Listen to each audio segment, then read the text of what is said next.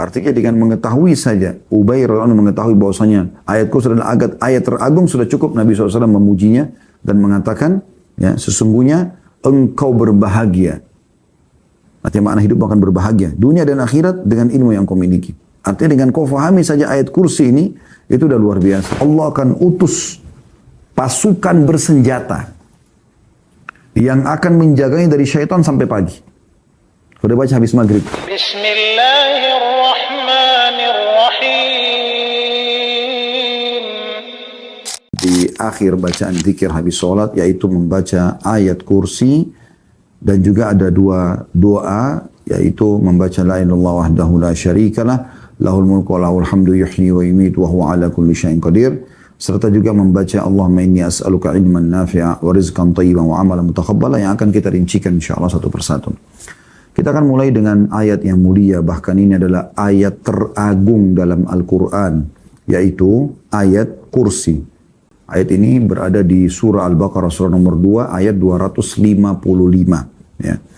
Dan ini ayat yang tidak boleh luput dari setiap muslim untuk dihafal, lalu diajarkan terutama kepada orang-orang terdekat kita, anak-anak, pasangan hidup, ya, kerabat kita, bawahan, dan seterusnya. Karena ini ayat sangat besar sekali manfaatnya sebagaimana akan kita bahas. Namun sebelumnya kita akan bacakan dulu. A'udzubillahi minasyaitonirrajim. Bismillahirrahmanirrahim. Allahu la ilaha illa huwal hayyul qayyum. Allah, siapa Allah itu?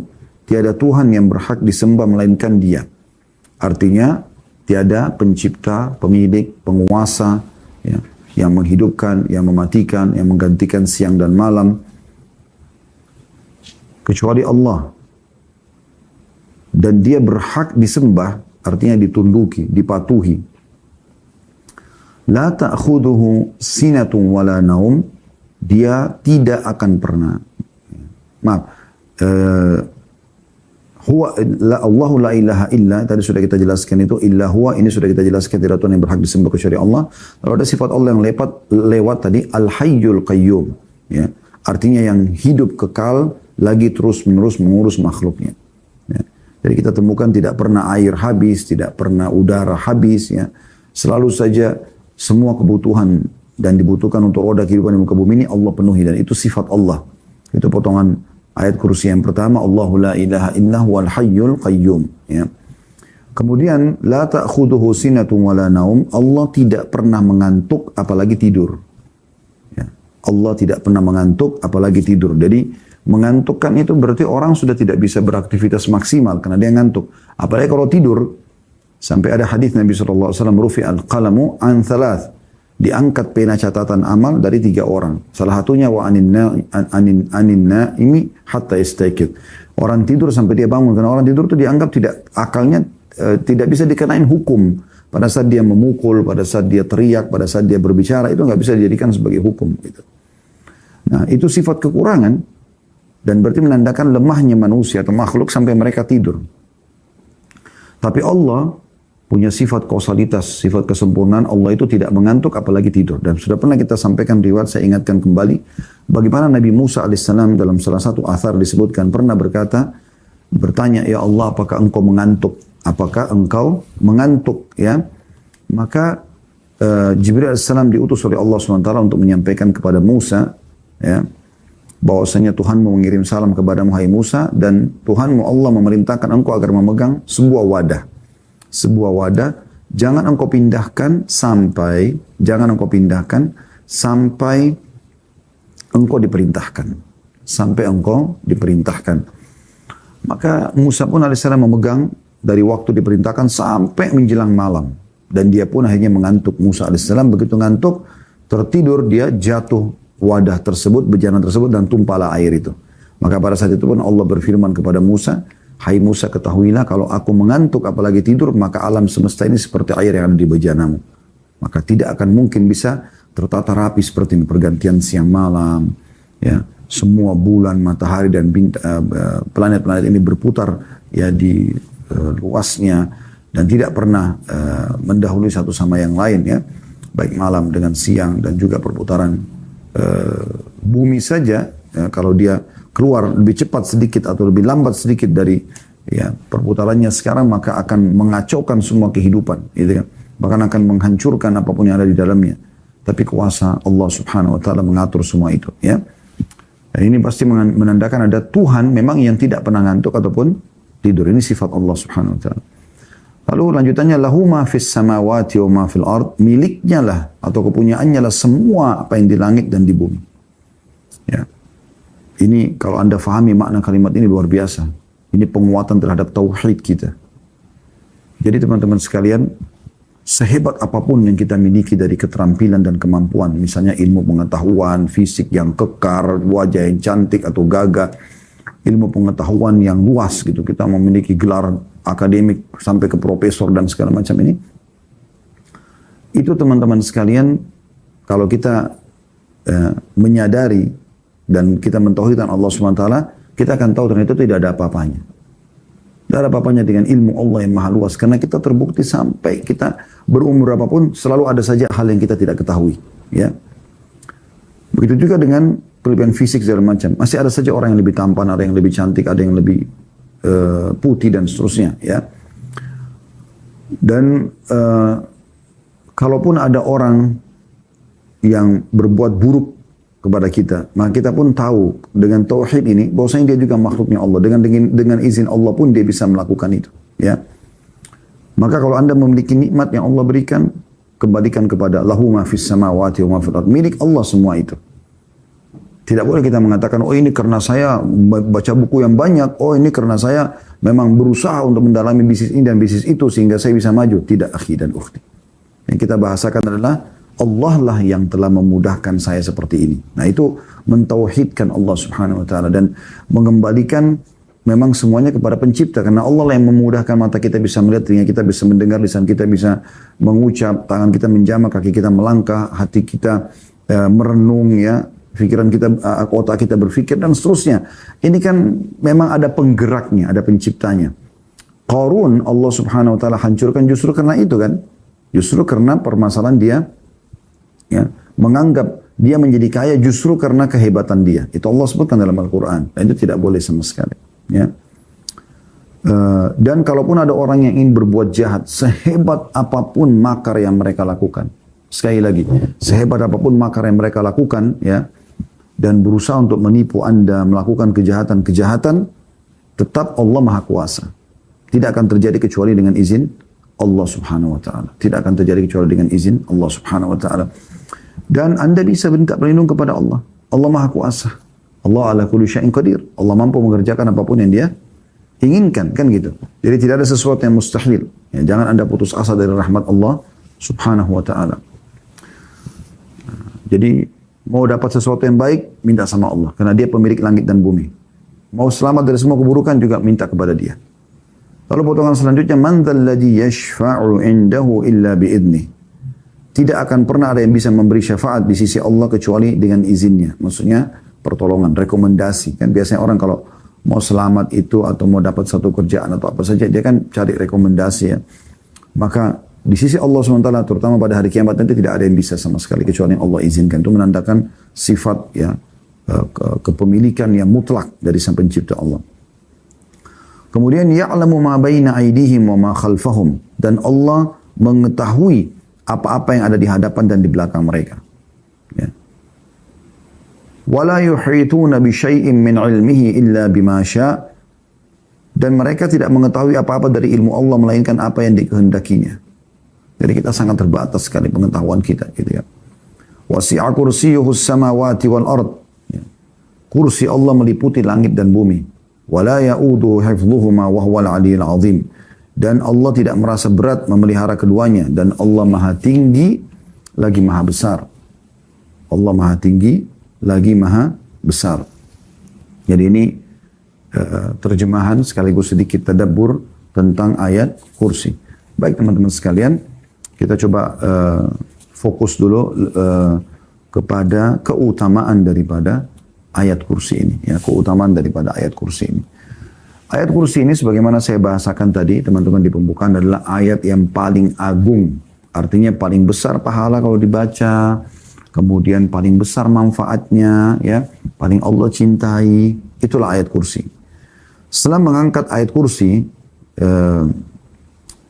Dalam tafsir Ibnu Katsir, dalam tafsir Al-Quranul Azim, beliau mengatakan setelah mengangkat ayat kursi ya, Al-Baqarah surah nomor 2 ayat 255, beliau mengatakan ayat kursi memiliki kedudukan yang sangat agung karena tersebutkan dalam sebuah hadis yang sahih dari Rasulullah sallallahu alaihi wasallam bahwa ia merupakan ayat teragung yang terdapat dalam Al-Quran. Ya, seperti itu. Nah, di antara keutamaan ayat kursi atau berhubungan dengan masalah ayat yang paling agung ini, ada sebuah riwayat bahwasanya pernah pertanyaan diajukan oleh Rasulullah SAW kepada Ubay bin Ka'ab, ya, sahabat Nabi radhiyallahu anhu. Kata Nabi SAW, ayat mana yang paling agung dalam kitabullah? Maka Ubay menjawab, ayat kursi. Maka beliau SAW menepuk dada Ubay, kemudian mengatakan, wahai Abu Munzir, sesungguhnya engkau berbahagia dengan ilmu yang telah engkau miliki. Hadis ini riwayat Muslim. Ya. Artinya dengan mengetahui saja, Ubay radhiyallahu anhu mengetahui bahwasanya ayat kursi adalah ayat teragung, sudah cukup Nabi SAW memujinya dan mengatakan, ya, sesungguhnya engkau berbahagia. Artinya makna hidup akan berbahagia dunia dan akhirat dengan ilmu yang kau miliki. Artinya dengan kau fahami saja ayat kursi ini, itu udah luar biasa. Karena mengandung sifat-sifat, ya, kemahakuasaan Allah Subhanahu wa taala, tauhid. Dan yang membuat dia agung, sebagaimana sebagian ulama mengatakan, salah satunya adalah karena ada dua sifat Allah, Al-Hayyu, Al-Qayyum. Zat yang maha hidup dan yang maha terus-menerus mengurus makhluknya. Ada juga sebuah hadis, ya, yang dihasankan oleh sebagian ulama tentang lafaz istighfar. Yang kata Nabi SAW, siapa yang membaca astaghfirullahal azim alladzi la ilaha illa huwal hayyul qayyum, ada al-hayyul qayyum, wa atubu ilai, akan diampuni dosanya walaupun sebanyak buih di lautan. Ya. Ini karena ada sifat al-hayyu al-qayyum. Nah, ini kurang lebih keutamaan, ya, dari ayat kursi, yaitu ayat yang paling agung. Selanjutnya teman-teman, itu kalau yang pertama. Yang kedua, dia adalah melebihi langit dan bumi. Ya, maksudnya kadarnya. Kalau Anda lihat bumi, langit dan bumi ini besar sekali dan segala macam fasilitas. Ayat kursi satu ini sudah cukup untuk menyaingi semua itu. Sesuai dengan hadis Nabi SAW. Hadis ini riwayat Tirmidzi, ya. Kata beliau, tidaklah Allah menciptakan langit dan bumi melebihi agungnya ayat kursi. Tidaklah Allah menciptakan langit dan bumi melebihi agungnya ayat kursi. Karena dalam ayat kursi terdapat, ya, atau ayat tersebut mencakup nama dan sifat Allah. Sufyan ats-Tsauri berkata menanggapi hadis ini, sebab ayat kursi merupakan salah satu kalamullah, sedangkan kalamullah itu lebih agung daripada ciptaan Allah yang berupa langit dan bumi. Ini salah satu makna yang bisa difahami kenapa dikatakan ayat kursi lebih agung daripada langit dan bumi. Tapi bisa saja yang dimaksud dalam hadis ini adalah ayat kursi kalau dibaca sekali saja, itu sudah punya keutamaan yang sangat besar. Lebih baik daripada orang memiliki langit dan bumi. Kan kita temukan sering kali ada hadis Nabi SAW begitu, ya. Ya. Lebih baik daripada dunia dan seluruh isinya. Contoh misalnya salat sunnah 2 rakaat sebelum subuh, ya. Maksudnya antara azan dan iqamah subuh, sunnatul fajr. Kata Nabi SAW, rakaati fajr khairum minad dunya wa ma fiha. 2 rakaat salat subuh, ya, sebelum subuh itu lebih baik daripada dunia dan seluruh isinya. Kan itu luar biasa gitu, ya. Kemudian yang ketiga, dia termasuk zikir yang ditekankan selepas sholat, ya. Dan jaminannya surga. Artinya ayat ini membawa ke surga. Kata Nabi SAW dalam hadis riwayat An-Nasai dan ini disahihkan oleh Syekh Albani. Kata Nabi SAW, barang siapa yang membaca ayat kursi setelah sholat. Satu ayat loh ini, ayat kursi ini. Satu ayat. Al-Baqarah 255. Maka tidak ada yang menghalanginya masuk ke dalam surga kecuali kematian. Tentu maksudnya adalah sholat, ya. Kemudian dikatakan barang siapa yang membaca ayat kursi setelah sholat. Wajib 5 waktu ini. Baca ayat kursi. Jadi sholat dulu kemudian baca ayat kursi, ya. Maka tidak ada yang menghalangi dia masuk dalam surga kecuali kematian, ya.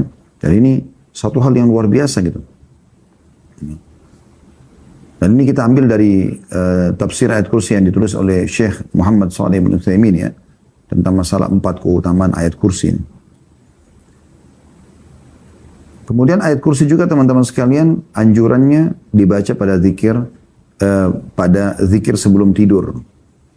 Sebagaimana Rasulullah SAW sabda, apabila engkau mendatangi tempat tidur di malam hari, bacalah ayat kursi, niscaya Allah akan senantiasa menjagamu dari syaitan, tidak akan mendekatimu hingga waktu pagi. Hadis ini diriwayatkan oleh Bukhari. Tentu hadis yang serupa banyak sekali ya. Hadis yang serupa banyak sekali. Bagaimana Abu Hurairah diajarkan oleh seorang sosok syaitan yang mencoba mencuri dari Baitul Mal ayat kursi yang dia janjikan bahwasanya itu akan menyelamatkan dari gangguan syaitan, dan Nabi SAW membenarkan statement itu tapi mengatakan yang mencuri itu adalah syaitan. Itu juga ada sahabat Nabi yang lain juga ya. Begitu juga ya. Dia suka bersedekah dengan kurma, maka satu malam pernah hilang kurmanya dia. Maka dia pun menunggu, menjaga malam-malam. Lalu dia temukan ada sosok seperti hewan gitu. Tapi dia salam, ya, sahabat ini salam lalu dijawab gitu. Maka pada saat dijawab, ya, maka sahabat ini mengatakan, apa kau jin atau manusia? Dia mengatakan saya jin. Lalu kata sahabat ini, coba ulurkan tanganmu. Ulurkan, kata sahabat ini ternyata tangannya seperti anjing. Nah, ini disebutkan oleh Al-Mundhiri dalam kitab At-Targhib wa Tarhib, dan juga disahihkan oleh Syekh Albani dalam Sahih At-Targhib wa Tarhib hadisnya. Kemudian dan ini Anda bisa ikutin di hari Jumat kami membahas itu ya.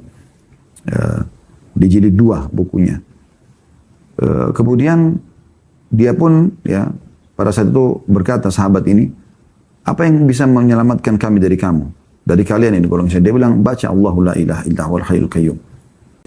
Maka tidak akan pernah ada yang bisa mengganggumu dari kalangan kami. Jadi begitu luar biasa dahsyatnya ayat kursi ini ya. Jadi Syekh Utsaimin menyebutkan 4 tadi ya. Tapi kita tambahkan juga dia juga dibaca di zikir pagi petang ya, di pagi dan di sore hari.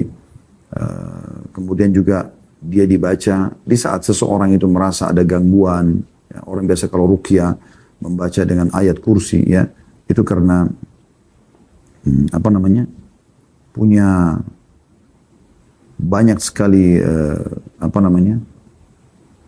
hadis-hadis yang menyebutkan kalau Allah akan menyelamatkan seseorang itu dari syaitan dengan baca ayat kursi itu. Dalam hadis yang lain kalau masalah tidur juga ya, berhubungan tadi dengan poin yang kita juga bahas itu, siapa yang membaca ayat kursi pada saat mau tidur, dia akan selamat dari syaitan sampai pagi hari ya. Syekh bin Baz mengatakan ayat kursi ini adalah ayat yang sangat agung dan memiliki keutamaan dalam kitab Allah Subhanahu wa taala. Karena mengandung tauhid dan keikhlasan kepada Allah, serta menerangkan tentang kebesaran Allah. Bila seseorang membaca ayat ini, kata beliau, setiap selesai sholat, maka ia akan menjaganya, ayat itu tadi, dan dari setiap kejahatan. Begitu pula jika membacanya ketika tidur. Ini diambil dari Majmu' Fatawa beliau ya, Syekh bin Baz jilid 9 halaman 323 gitu. Ya. Jadi dia punya keutamaan tersendiri ya tentang masalah ayat kursi ini. Tentu teman-teman sekalian, ada beberapa hal yang kadang-kadang juga orang nukil ya, tapi ini butuh mencari referensi yang benar tentang ayat kursi. Karena tidak semua hadis yang dinukil itu, ya, tapi ternyata dianggap punya keutamaan. Karena banyak juga penyebab hadis palsu, orang kadang-kadang menyebutkan hanya untuk memotivasi orang berbuat baik gitu. Tapi sebenarnya dia tidak ada gitu kan. Ini hati-hati dalam masalah seperti ini, makanya tadi kita sebutkan ya, tentang hadis-hadis yang punya rujukan ya. Allahu a'lam ya. Tapi kalau misalnya ada hadis yang Anda temukan memang sifatnya dia punya dalil-dalil yang benar, tidak ada masalah ya. Juga ada hadis tentang masalah kalau Anda baca, tadi kan saya bilang di zikir pagi petang ya, tapi ada hadis yang berbunyi begini tentang keutamaan membaca ayat kursinya. Idza qara'aha ya. Idza qara'atha ghudwatan ujirat minna hatta tumsi. Ya, ini kasus tadi hadis Ubay, nama sahabat itu Ubay bin Ka'ab yang bertemu dengan jin tadi itu. Jadi itu mengatakan siapa yang membaca ketika pagi ayat kursi itu, maka dia akan diselamatkan dari kami sampai sore. Wa idza qara'atha hina tumsi ujirat minna hatta tusbih. Kalau dia dibaca sore hari, maka dia akan ya, selamat dari kami sampai pagi hari. Jadi banyak sekali keutamaan-keutamaan yang luar biasa dari ayat kursi itu sendiri. Ya. Baik teman-teman sekalian, ini berhubungan dengan masalah ayat kursinya ya. Dan mudah-mudahan ini bisa mewakili sebenarnya apa yang harus kita sampaikan berhubungan dengan ayat kursi. Intinya jangan sampai ketinggalan teman-teman sekalian. Baik di waktu-waktu yang kita sebutkan tadi ini adalah habis sholat. Supaya bisa masuk surga. Karena yang baca habis sholat 5 waktu maka tidak ada yang menghalangi antara dia dan surga kecuali kematian. Kemudian juga dibaca pada saat mau tidur. Dibaca zikir pagi petang. Dan sudah kita coba sebutkan tadi keutamaan-keutamaan. Kemudian zikir selanjutnya teman-teman sekalian adalah habis sholat dianjurkan baca la ilaha illallah wahdahu la syarika lah lahul mulku wa lahul hamdu yuhyi wa yumiit wa huwa ala kulli syai'in qadir. Ya. Ini kalau kita rentet dari awal kita belajar zikir habis sholat ya.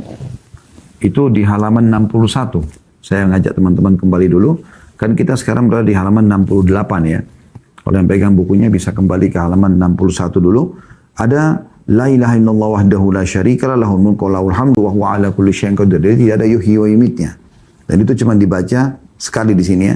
Tapi ada sambungan Allahumma la mani lima a'taita wa la mu'ta lima mana'ta wa la yanfa'u dzal jaddu minkal jadd. Ini sudah panjang lebar kita jelaskan ya. Kemudian diulangi lagi la ilaha illallah di halaman 62-nya, zikir yang lainnya juga la ilaha illallah wahdahu la syarikalah lahul mulku wa lahul hamdu wa huwa ala kulli syai'in qadir. Ya.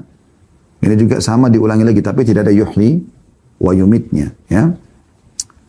Kemudian juga kita dianjurkan baca subhanallah, alhamdulillah, Allah akbar masing-masing 33 kali. 100-nya kita baca la ilaha illallah wahdahu la syarikalah lahul mulku wa lahul hamdu wa huwa ala kulli syai'in qadir. Tapi tidak ada yuhyi wa yumitnya.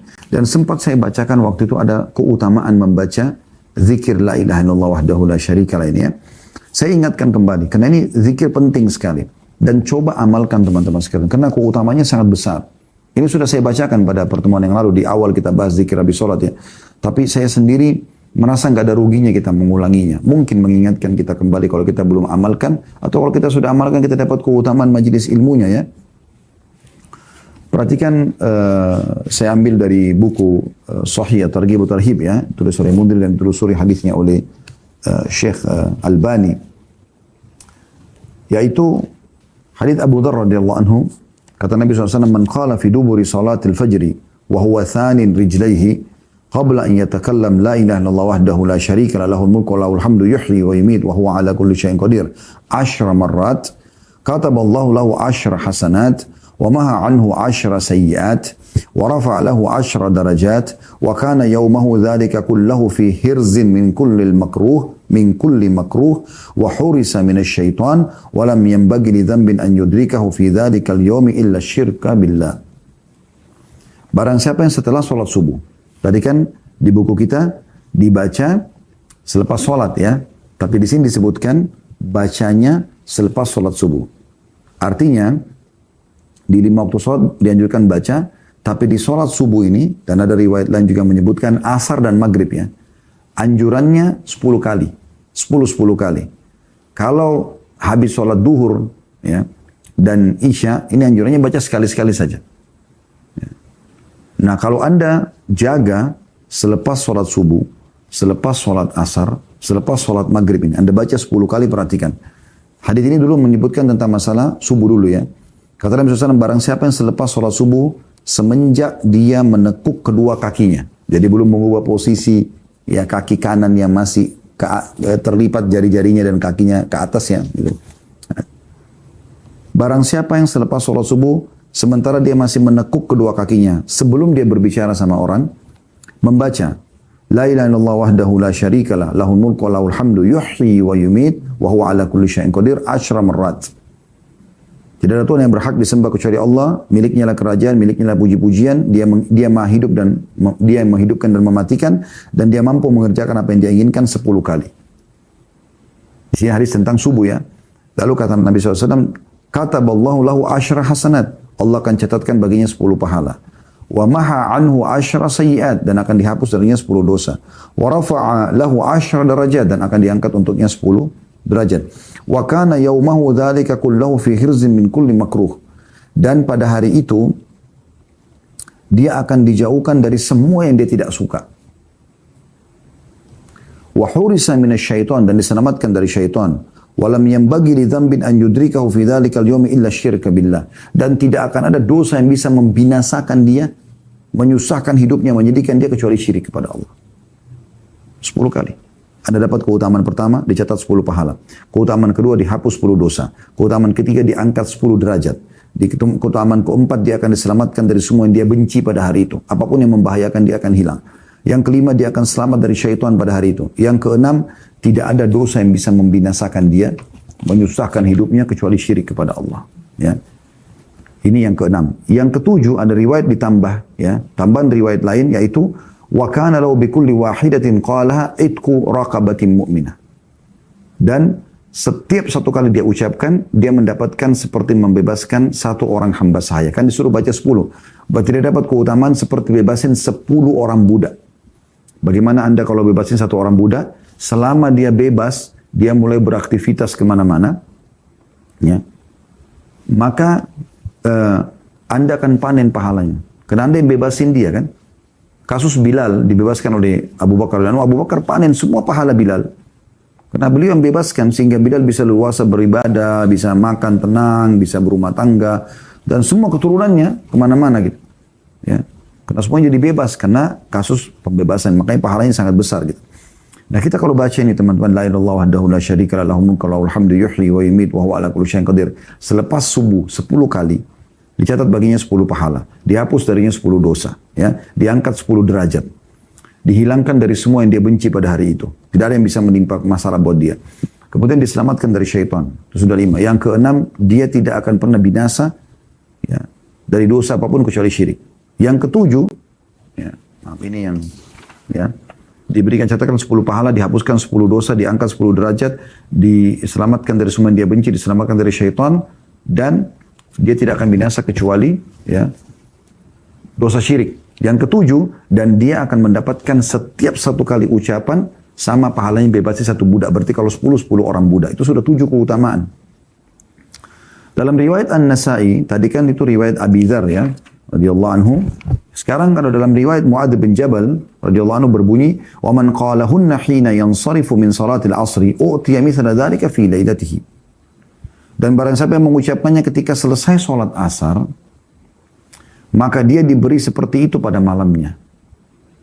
Barang siapa yang mengucapkannya ketika selesai sholat asar, maka dia diberi seperti itu pada malamnya. Jadi cari, kan subuh kan? Saya sudah bilang tadi, di asar juga. Jadi siapa yang baca ini? La ilaha illallah wahdahu la syarika lah lahul mulku wa lahul hamdu yuhyi wa yumiit wa huwa ala kulli syai'in qadir. Tapi ingat, sebelum mengubah posisi duduk kaki ya, 10 kali subuh, 10 kali asar di sini. Ya. Maka sama, diberikan 7 keutamaan tadi. Dicatatkan baginya 10 pahala, dihapuskan darinya 10 dosa, diangkat 10 derajat, diselamatkan dari semua yang dia benci pada hari itu, diselamatkan dari syaitan, diselamatkan dari apapun dosa yang bisa membinasakan dia kecuali syirik kepada Allah, dan yang ketujuh, seperti dia setiap satu kali ucapan, ini kan 10 kali, mendapatkan pembebasan satu orang budak, berarti 10 kali sama dengan 10 budak. Nah di salat asar juga sama tadi disebutkan, jadi lakukan sama sebelum mengubah posisi kaki ya.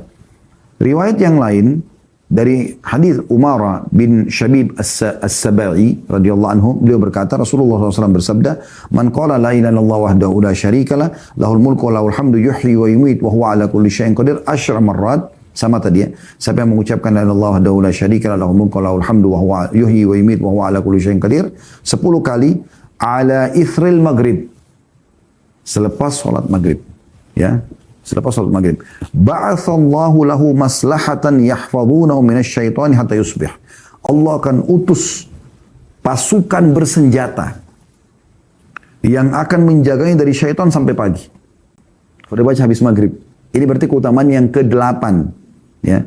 Tapi ini, karena Nabi SAW sebutkan maghrib, berarti adanya penjagaan pasukan ya, yang akan menjaga dari syaitan di malam hari. Habis maghrib dijaga sampai pagi. Ini keutamaan yang ke-8 tapi hanya didapatkan kalau dibaca habis maghrib ya. Cuma semua keutamaan tadi yang 7 itu bisa didapatkan juga walaupun kita baca habis maghrib di sini ya. Wa katabalahu biha 10 hasanatin mujibat. Dan Allah memberikan kepada dia 10 pahala yang pasti membawanya masuk ke dalam surga. Jadi mirip dengan keutamaan tadi ya. Wa maha anhu 10 sayyiatin mubiqat. Dan Allah akan menghilangkan dari dia 10 dosa yang bisa membinasakan dia. Wa kanat lahu bi'adli 10 raqabatin mu'minat, dan itu senilai dengan 10 pembebasan 10 orang budak mukminah. Berarti intinya kita baca teman-teman sekalian 10 kali habis subuh sebelum ubah posisi kaki, habis asar dan habis maghrib. Usahakan sebelum ubah posisi kaki, ya. Kita baca 10 kali. Keutamaan tadi 7 sudah kita sebutkan, ya. Yaitu dia akan mendapatkan 10 pahala, dihapus 10 dosa, diangkat 10 derajat, ya, kemudian dihilangkan dari segala yang makruh atau yang dia benci pada hari itu, diselamatkan dari syaitan, kemudian dia juga tidak akan binasa kecuali dari dosa syirik, dan dia juga bisa mendapatkan setiap satu zikirnya seperti bebasnya satu orang budak, ya. Kemudian ditambah tadi di hadis ini, kalau dia baca habis maghrib, Allah akan datangkan, ini keutamaan yang ke-8, tentara yang akan menjaganya dari syaitan sampai pagi, gitu kan. Ini keutamaan tambahan, sisanya keutamanya mirip dengan tadi, ya. Berarti ada 8 buah keutamaan, ya. Ada hadis yang mulia, saya harap kita bisa Allah mudahkan, Allah berikan taufik untuk mengamalkan teman-teman sekalian. Hadis ini luar biasa gitu. Kata Abu Ayyub radhiyallahu anhu bahwa Rasulullah SAW bersabda, "Man qala idza asbaha la ilaha illallah wahdahu la syarika lah, lahul mulku wa lahul hamdu wa huwa ala kulli syai'in qadir." Ya. Siapa yang baca di pagi hari, ya, tapi di sini tidak disebutkan masalah selepas sholat, ya. Cuma dibaca di pagi hari. Kalau tadi kan dihubungkan dengan sholat 5 waktu, ya, subuh, asar dan maghrib. Siapa yang membaca di pagi hari la ilaha illallah wahdahu la syarika lah, lahul mulku wa lahul hamdu wa huwa ala kulli syai'in qadir 10 marrat, 10 kali, ya. Kataballahu lahu bihinna 10 hasanat, Allah akan catatkan baginya 10 pahala, wa maha bihinna 10 sayyi'at, dan Allah akan hapus 10 dosa, wa rafa'a lahu bihinna 10 derajat, dan Allah akan angkat 10 derajat, wa kunna lahu idla itaqati 4 riqab, dan dia setara dengan bebasin 4 orang budak, wa kunna lahu harasan min hatta yumsi, dan akan menjadi tameng, penolong bagi dia dari syaitan sampai sore hari. Wa man qalahunna idza shallal maghriba dubura salati famithlu dzalika hatta yusbih, dan siapa yang mengucapkannya selepas salat maghrib, maka dia akan dapatkan keutamaan yang sama, gitu, ya. Dalam riwayat lain, wa kunna lahu idla 10 riqab, dan itu akan setara dengan 10 membebaskan 10 orang budak, ya. Kemudian dalam hadis yang lain, ya, kata Nabi SAW, man qala, ini hadis Mu'adz bin Jabal radhiyallahu anhu, kata Nabi SAW, man qala hina yansarifa min salatil ghadat, siapa yang mengucapkan selepas salat subuh, la ilaha illallah wahdahu la syarika lah, lahul mulku wa lahul hamdu biyadihil khair wa huwa ala kulli syai'in qadir 10 marrat. Jadi perhatikan beda lafadznya, ya. Siapa yang mengucapkan selepas salat subuh la ilaha illallah wahdahu la syarika lah, lahul mulku wa lahul hamd, sampai sini berhenti dulu. Tadi kan yuhyi wa yumiit, kalau ini tidak ada yuhyi wa yumiitnya. Langsung biyadihil khair. Di tempat yuhyi wa yumiit diganti biyadihil khair wa huwa ala kulli syai'in qadir. Siapa yang baca ini selepas salat subuh, kata Nabi SAW, ya, la ilaha illallah wahdahu la syarika lah, lahul mulku wa lahul hamd, berhenti di situ, karena jangan dicampur baur. Kalau tadi kan setelah itu lahul mulku wa lahul hamdu yuhyi wa yumiit. Kalau sekarang tidak, lahul mulku wa lahul hamdu biyadihil khair, ya, wa huwa ala kulli syai'in qadir 10 kali, u'tiya bihinna sab'an, dia akan diberikan 7 manfaat. Jadi saran kami, amalkan teman-teman zikir ini berbeda, berpisah. Anda habis sholat subuh, habis maghrib, habis isya, habis subuh, habis asar, habis maghrib, zikir tadi. La ilaha illallah la syarika lah, lahul mulku wa lahul hamdu yuhyi wa yumiit wa huwa ala kulli syai'in qadir 10 kali. Anda akan dapat tadi, sudah kita sebutkan 7 keutamaan yang semuanya sama, tapi kalau habis sholat maghrib dibaca, ada tambahannya, akan dapat tentara yang menjaga sampai pagi, kan gitu. Nah, kemudian kalau riwayat ini, zikirnya adalah yuhyi wa yumiit diganti biyadil khair. Jadi Anda baca la ilaha illallah la syarika lah, lahul mulku wa lahul hamdu, sampai situ berhenti, lalu Anda ganti yuhyi wa yumiit di zikir awal biyadil khair wa huwa ala kulli syai'in qadir. Anda baca ini 10 juga, ya. Kalau Anda baca 10 kali ini akan diberikan 7. Yaitu yang pertama, kataballahu lahu bihinna 10 hasanat. Allah catat baginya 10 pahala. Beda dengan yang tadi, ya. Yang tadi pakai yuhyi wa yumiit, ini pakai biyadil khair. Wa maha anhu bihinna 10 sayyi'at, dan akan dihapus darinya 10 dosa. Wa rafa'a lahu bihinna 10 derajat, dan akan diangkat dia 10 derajat, ya. Wa kunna lahu idla 10 nasamat, dan dia setara dengan membebaskan 10 orang budak, ya, membebaskan 10 jiwa. Wa kunna lahu hifdhan minasyaitan, dan akan menjaga dari syaitan, wa hirzan minal makruh, dan selamat dari semua yang dia benci. Walam yalhaqu fi dzalikal yaumi dzambun illa syirku billah, dan tidak ada yang bisa membinasakan dia kecuali syirik kepada Allah. Wa man qalahunna hina yansarifa min salatil maghrib aw utiya mithla dzalika lailatah. Dan siapa yang baca selepas salat maghrib maka akan diberikan yang sama. Jadi keutamaan-keutamaan tadi yang kita dapatkan di zikir sebelumnya juga didapatkan di sini, ya. Jadi 2 kali. Jangan Anda gabungkan, ya. Jangan Anda bilang la ilaha illallah wa la syarika lahu mulku wa lahul hamdu yuhyi wa yumiit lalu biyadil khair. Ini zikir yang berbeda. Nanti ada sendiri zikir lagi yang kita akan sebutkan, jumlahnya lebih banyak sampai 100 kali tapi digabungkan dua-dua itu punya keutamaan tersendiri lagi. Jadi Anda usahakan mengejar setiap hadis ini keutamaannya gitu. Ya. Jadi Anda baca tadi, ya, yang la ilaha illallah wa la syarika lahu mulku wa lahul hamdu yuhyi wa yumiit wa huwa ala kulli syai'in qadir itu sendiri 10 kali. Anda juga baca setelahnya la ilaha illallah wa la syarika lahul mulku wa lahul hamdu biyadil khair wa huwa ala kulli syai'in qadir juga 10 kali. Jadi Anda kejar 2 keutamaannya. Nah, ada hadis yang menyebutkan tentang gabungan yuhyi wa yumiit biyadil khair, ya. Yaitu hadis Abu Umamah radhiyallahu anhu. Dia berkata Rasulullah SAW bersabda, "Man qala dubura salatil ghada la ilaha illallah wahdahu la syarika lahu mulku wa lahul hamdu yuhyi wa yumiit," ada biyadil khair, digabung di sini, ya. Wa huwa ala kulli syai'in qadir, tapi jumlahnya mi'ata marrah. Siapa yang mengucapkan selepas salat subuh la ilaha illallah wahdahu la syarika lahu mulku wa lahul hamdu yuhyi wa yumiit biyadil khair wa huwa ala kulli syai'in qadir 100 kali qabla an yathniya rijlaihi, sebelum dia menekuk kedua kakinya, maksudnya dia mengubah posisi duduknya. Kana yauma idzin min afdali ahli al-ardi amala. Maka dia akan menjadi penduduk bumi, seluruh bumi ini, ya. Dia adalah orang yang terbaik amalnya. Ya. Illa man qala mithla ma qala aw zada ala ma qala. Kecuali orang yang mengamalkan sama dengan dia atau menambahkan lebih banyak dari zikirnya. Nah, ini saran kami dipisahkan teman-teman sekalian. Dan semuanya ini ada anjuran untuk tidak mengubah posisi kaki. Anjurannya seperti itu kurang lebih, ya. Baik tadi baca yang 10 kali atau baca yang 100 kali, ya. Cuma memang beda lafaz dan ini usahakan semuanya diamalkan gitu.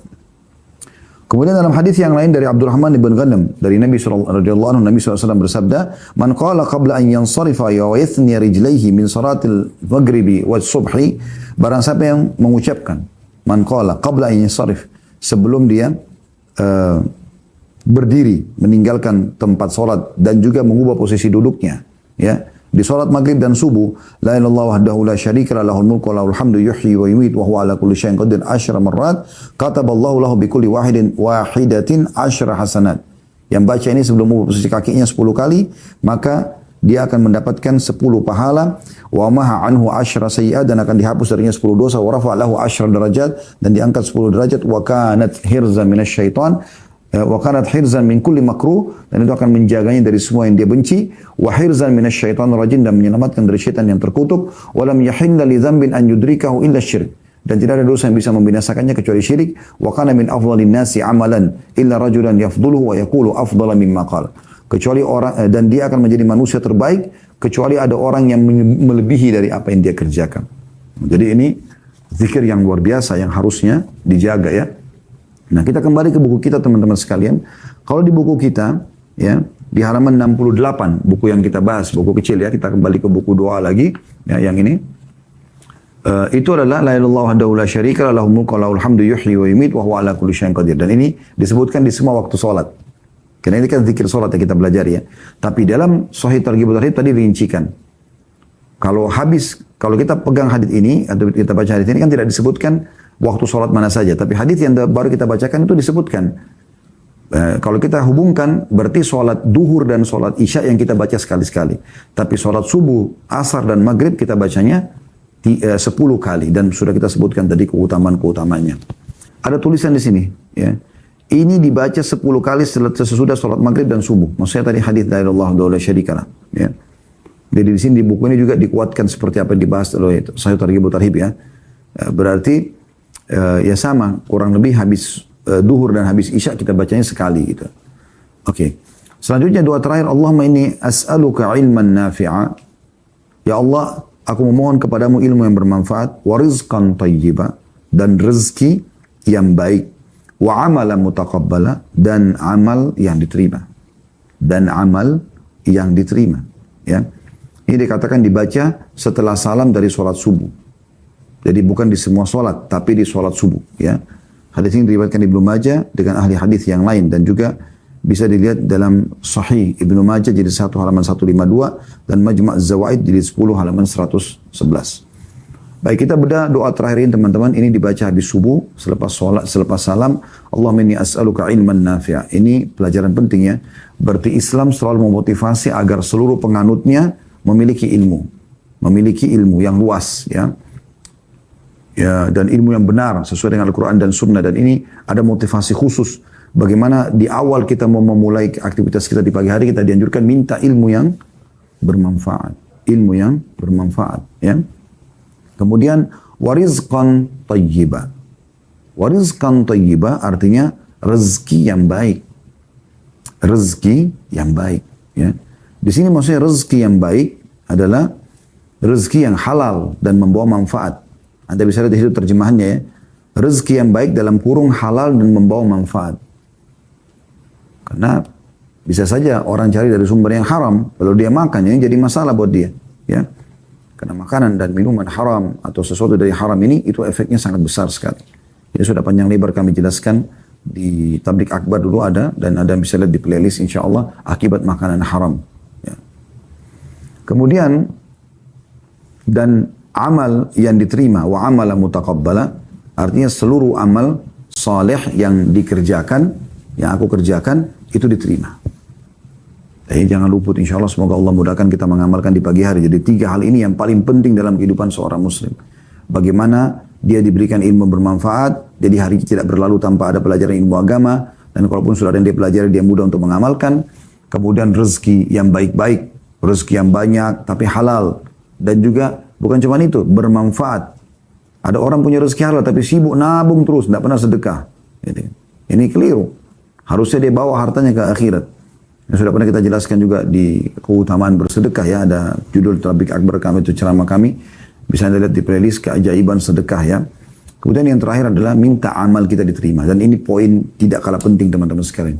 Jangan pernah merasa amal kita sudah diterima. Ya. Walaupun Anda sudah melakukannya. Jangan pastikan gitu. Tapi biarkan Allah yang mengambil dan memberikan. Makanya saya kasih contoh misalnya. Kita tentu tidak boleh ragu dengan janji Allah ya. Kalau kita sudah ikutin syarat-syarat, insya Allah Allah terima. Tapi kita ambil pelajaran dari kasus Ibrahim dan Ismail alaihimussalatu wassalam. Bagaimana keduanya ini teman-teman sekalian. Ibrahim dan Ismail alaihimussalatu wassalam. Dua-duanya ini pada saat sudah menjalankan perintah Allah. Dari awal ya, Nabi Ibrahim mimpi mau sembelih anaknya, kemudian tidak jadi karena Allah ganti dengan sembelihan. Itu hanya lihat mimpi kan, dan mimpi semua seorang Nabi adalah wahyu. Kemudian setelah itu disuruh bangun Ka'bah, kemudian dipanggil orang haji ya. Lalu setelah semua itu, apa kata Ibrahim dan Ismail AS? Mengerjakan perintah Allah, wahyu turun, Jibril datang dan sudah sesuai semuanya. Apa kata mereka? Rabbana taqabbal minna innaka antas samiul alim. Wahai Tuhan kami, terima ini dari kami. Padahal sudah jelas-jelas Nabi ikhlas dan menerima wahyu, ya, sesuai dengan panduan, sudah nggak salah gitu. Tapi mereka masih mohon kepada Allah, merendah kepada Allah, mengatakan ya Allah terimalah ini dari kami. Rabbana taqabbal minna innaka antas samiul alim. Sungguhnya Kau Maha mendengar dan Maha mengetahui. Wa tub alaina innaka antat tawwabur rahim. Dan terimalah taubat kami karena Kau Zat yang Maha penerima taubat dan juga Maha pengasih, gitu ya. Jadi ini hal yang luar biasa. Dari doa ini kita bilang amal mutaqabbala, dan amal yang diterima. Ya. Jadi walaupun sudah ikhlas kita kerjakan segala macam, tetap minta pada Allah agar diterima amal tersebut. Allahu a'lam.